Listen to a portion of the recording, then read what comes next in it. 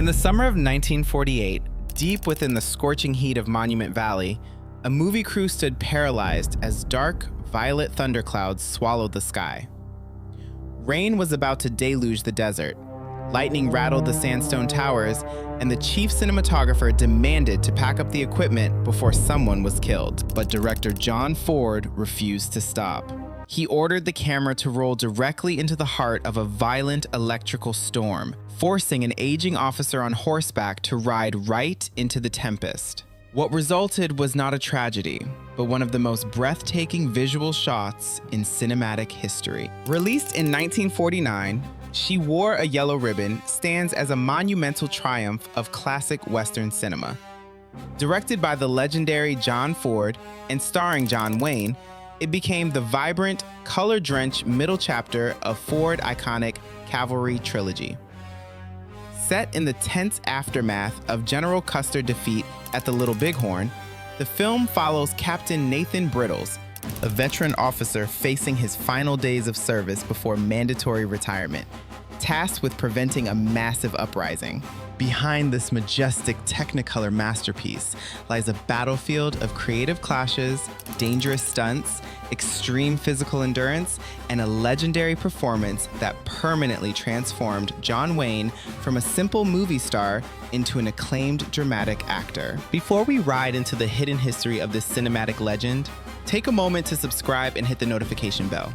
Joining us helps keep these deep historical explorations alive. Consider a movie star at the absolute peak of his youthful action career, being asked to age 20 years overnight. When John Ford began casting Captain Nathan Brittles, he needed an actor who could portray a battle-weary 60-year-old cavalry captain on the verge of forced retirement.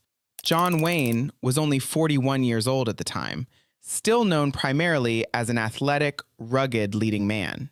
Ford was initially hesitant to give Wayne the role, doubting whether he possessed the emotional depth to play a man burdened by decades of military discipline and personal grief. To prove his director wrong, Wayne underwent a dramatic transformation.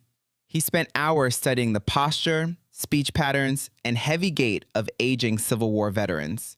He wore subtle makeup, grayed his hair, and adjusted his voice to a softer, more gravelly tone. During a private screening of another film, Ford turned to a colleague and famously remarked in shock, "I never knew the son of a bitch could act." That realization secured Wayne the role.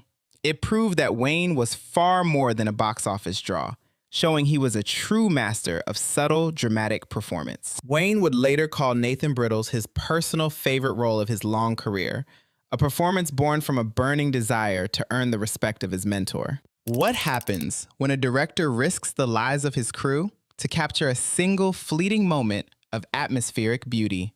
During filming in Monument Valley, Chief Cinematographer Winton C. Hoke noticed a massive thunderstorm rolling across the desert floor. The wind was whipping dust across the set, and severe lightning strikes were threatening the heavy electrical gear. Hoke immediately ordered the crew to wrap up and seek shelter. John Ford stepped in and countermanded the order.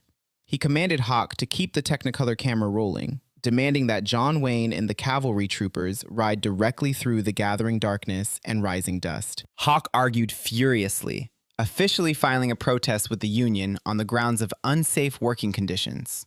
Yet, Ford remained resolute, believing the real storm provided an authenticity that no studio stage could ever replicate. The resulting footage became the most famous sequence in the film.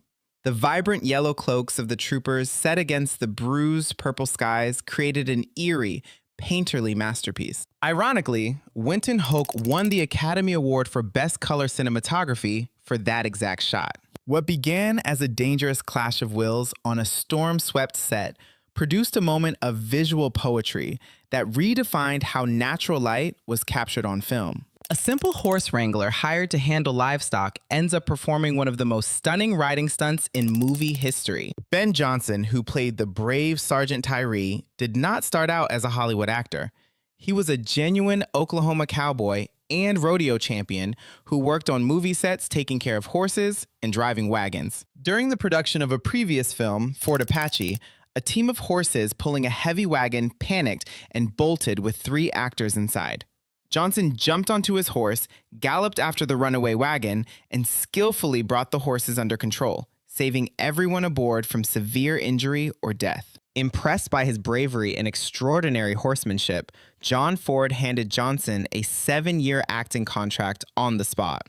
In She Wore a Yellow Ribbon, Ford showcased Johnson unbelievable skills by having him ride 2 horses simultaneously while standing with 1 foot on each saddle. Johnson performed the perilous trick himself, without a stunt double or safety harnesses. That moment launched a distinguished acting career that would eventually earn Ben Johnson an Academy Award decades later, all because he was a real cowboy who refused to back down from danger. Film sets are often remembered as glamorous places, but for the cast of this Western, it felt more like an endurance test in hell. John Ford insisted on filming on location in Monument Valley, a remote region spanning the border of Arizona and Utah. In 1948, the location had almost no modern amenities, no paved roads, and temperatures that routinely surged past 100 degrees Fahrenheit. The heavy wool army uniforms worn by the actors quickly soaked through with sweat, while fine red desert sand blew continuously into their eyes, mouths, and camera lenses. Ford refused to shorten filming days or offer plush accommodations, believing that physical hardship brought out genuine grit in his actors. Whenever actors complained about the stifling heat or dust, Ford would mock them or push them harder, creating a tense atmosphere on set. But this relentless environment had a deliberate purpose. The exhaustion, the squinting eyes, and the sweat-stained faces seen on screen were not created by makeup artists. They were entirely real. The harsh desert landscape became a character of its own, giving the film a gritty, realistic atmosphere that indoor studios could never fake. The physical toll endured by the cast etched a genuine, weary dignity into every line on their faces, grounding the cinematic fantasy in painful reality. Why would a story about an Indian war in 1876 resonate so deeply with an American audience in 1949? Beneath the surface of horse chases and gun battles, She Wore a Yellow Ribbon carried a profound emotional weight for its original audience. The film was released just 4 years after the end of World War II, a time when millions of American families were mourning lost soldiers or adjusting to loved ones returning home traumatized. The story of Captain Nathan Brittles visiting the graves of his deceased wife and children was not merely a fictional subplot. It reflected the collective grief of a country recovering from global conflict. Furthermore, the film highlighted the duty, sacrifice, and quiet dignity required of military officers who held the line to prevent further bloodshed. John Ford, who had served as a naval officer during the war and filmed real combat footage at Midway, brought a deep sense of reverence to the military customs shown in the film. He wanted to show that true military honor lay not in seeking glorification through war, but in making peace to save young lives. The film resonated deeply across the nation, offering comfort to a weary generation by honoring those who sacrifice quietly for the safety of others. What if the lovable, whiskey-chugging sergeant leading the cavalry brawl was played by a man who once fought for the heavyweight championship of the world? Victor McLaglen, who brought the iconic Sergeant Top Quincannon to life, was far more than a seasoned character actor. Before stepping onto a Hollywood film set, McLaglen was a professional heavyweight boxer who famously went 6 rounds against world champion Jack Johnson in an exhibition match. John Ford was well aware of his actor physical background and deliberately designed the film iconic barroom brawl to highlight McLaglen's genuine fighting ability. Instead of relying on clever camera tricks or stunt doubles, Ford let the camera roll while McLaglen threw actual heavy punches and threw stuntmen across real wooden tables. Despite being well into his 60s during filming, McLaglen performed the grueling physical comedy with effortless grace, taking real bruises without a single complaint. His performance added a layer of rugged, authentic humor that balanced the story-heavier themes of military grief and impending war. McLaglen created a character so beloved that he defined the classic archetype of the tough Irish sergeant for generations of Western films to come. Performing a delicate medical procedure is difficult in a hospital, but operating inside a bouncing military wagon during an Indian raid is pure madness. In one of the most suspenseful sequences of the film, the unit doctor must perform emergency surgery on a wounded soldier using makeshift instruments and chloroform. The scene required a heavy wooden supply wagon to roll across bumpy desert trails while the actors attempted to hold medical props completely still. To heighten the realism, John Ford refused to film the scene inside a quiet soundstage. He insisted on mounting the camera inside the actual moving wagon as horses pulled it at full speed across uneven terrain. The dust, the severe jolting, and the genuine fear of the wagon overturning made the actors' reactions intensely authentic. The tension on screen was not created by acting alone, as a single wrong bump could have sent heavy equipment crashing onto the cast. That chaotic practical setup turned a minor medical scene into a masterclass in realistic suspense. It proved that true cinematic magic often comes from placing actors in uncomfortable, unpredictable situations. If you are enjoying this deep ride into classic cinema history, take a brief pause to hit that like button and drop a comment below. Which classic John Wayne movie or John Ford Western holds a special place in your heart? Subscribing to the channel helps us bring you more immersive behind-the-scenes stories about the legendary films that shaped movie history. Now, let us return to the remaining secrets behind She Wore a Yellow Ribbon. To depict a formidable war council of Native American tribes, John Ford made a radical choice that went against standard Hollywood conventions of the 1940s. During an era when major studios frequently cast white actors in dark makeup to play Native American characters, Ford refused to compromise on authenticity.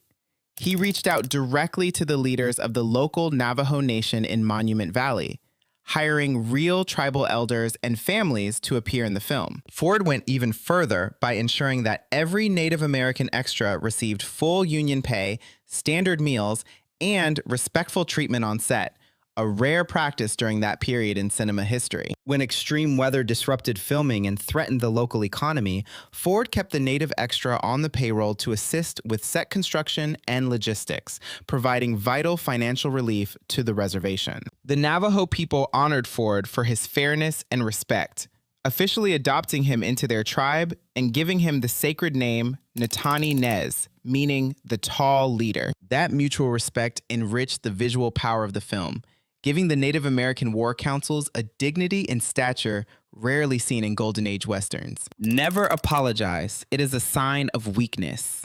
That iconic line became a defining motto for tough guy cinema, but few realized how it came to exist. During a key moment where Captain Brittles advises a young officer, John Wayne delivers the famous line with absolute authority. Scriptwriter James Warner Bella had not included the exact phrase in the original short story, but John Ford insisted on inserting it during rehearsals. The phrase was actually a personal rule that Ford lived by on his own film sets.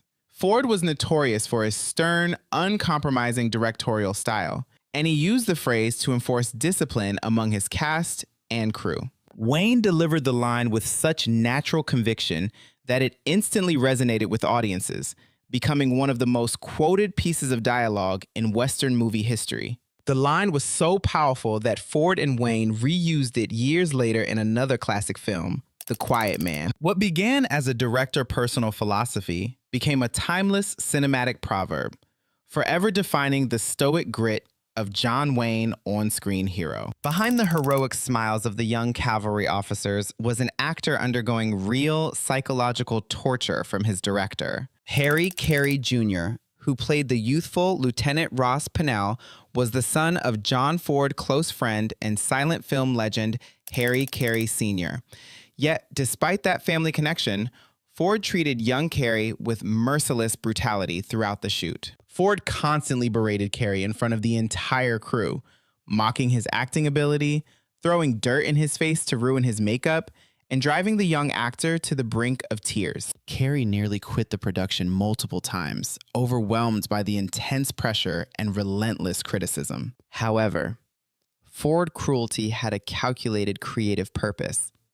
He wanted Carey to display genuine anxiety, exhaustion, and raw vulnerability on camera, reflecting a young officer struggling under the weight of command. Carey later admitted that Ford's harsh methods unlocked a depth in his performance that he never knew he possessed. The intense pressure forged an authentic, weary camaraderie among the cast, turning young Carey into a highly respected character actor. How did a director transform a moving motion picture into a living, breathing canvas of classic American art? When John Ford prepared to shoot the film in full Technicolor, he did not just look at real landscapes for inspiration.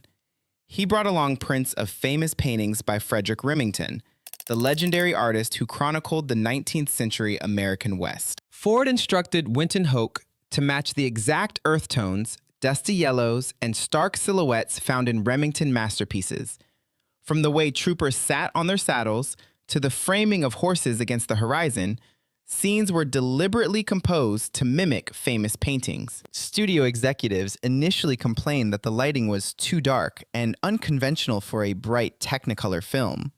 Yet Ford insisted that true art required shadows and contrast, rather than polished studio brightness. That artistic vision turned every frame of the movie into a gallery-quality portrait of frontier life. By bridging fine art and popular cinema, Ford proved that Westerns could be elevated into timeless cultural artifacts. It took another legendary director to make John Ford realize the untapped potential of his favorite leading man. For years, John Ford viewed John Wayne primarily as a rugged action figure, rather than a serious dramatic actor.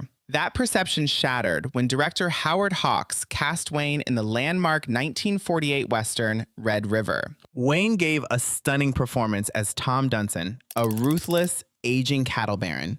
When Ford saw the completed film, he was stunned by the subtlety and emotional authority Wayne displayed on screen. Ford immediately decided to push Wayne even further in She Wore a Yellow Ribbon, giving him a role that required deep vulnerability, quiet grief, and aging dignity. Without Howard Hawks' bold risk in Red River, Wayne might never have been given the chance to play Captain Nathan Brittles. That creative spark between two giant directors unlocked the golden age of John Wayne's cinematic career.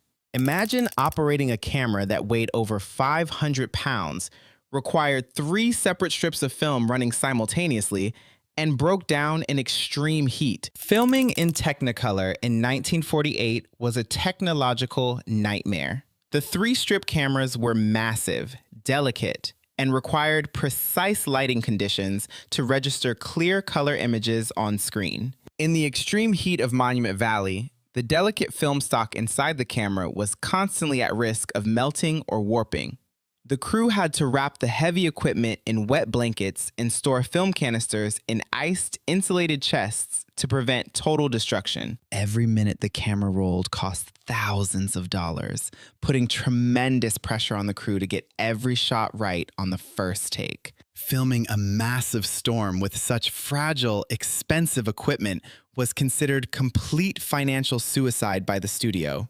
Yet the gamble paid off, producing vibrant blues, fiery reds, and rich desert hues that remain stunning nearly 8 decades later. The physical struggle to capture those colors immortalized the Southwest in vivid, glorious detail. The military rituals depicted in the story felt authentic because some of the people involved were connected to real history. Set in 1876, the film portrays the grief and discipline of officers who survived the American Civil War.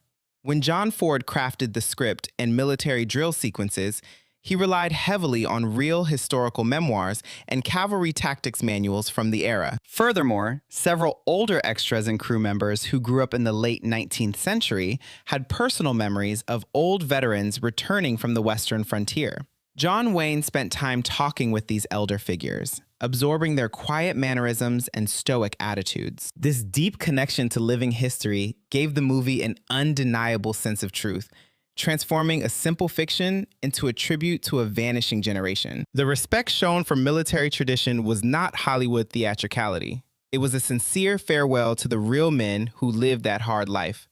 That authenticity gave the film a soulful dignity that continues to move veterans and historians alike. Among the hundreds of films John Wayne starred in over his 50-year career, one quiet scene stood above all others in his heart.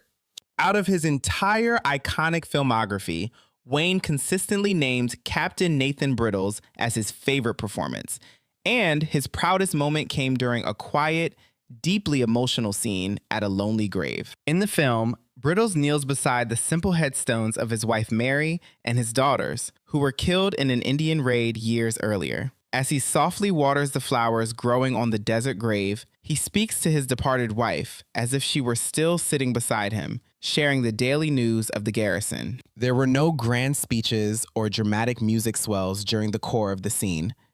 Just a lonely old man pouring out his heart to the sand. John Ford directed the scene with delicate restraint, allowing Wayne to reveal a heartbreaking tenderness that shattered his tough guy persona. It was the moment John Wayne truly proved he was an actor of extraordinary emotional depth, immortalizing a scene that transcended the Western genre. This was not merely a story about soldiers and battles.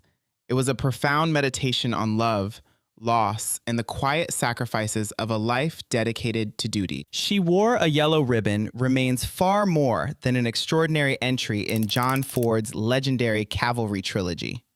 It stands as a monument to an era when filmmaking was raw, dangerous, and deeply artistic. Through breathtaking Technicolor imagery, fearless stunt work, and an unforgettable lead performance by John Wayne, the film captured the spirit of the frontier with unmatched grandeur. Decades after the dust settled in Monument Valley, the image of Captain Nathan Brittles riding into the tempest against a purple sky continues to inspire generations of filmmakers and movie lovers around the world. Thank you for joining us on this historical journey behind one of cinema's greatest westerns. If you enjoyed discovering these hidden stories, please consider subscribing, liking the video, and sharing your thoughts in the comments below. Until next time, keep exploring the timeless classics that shape the magic of the movies.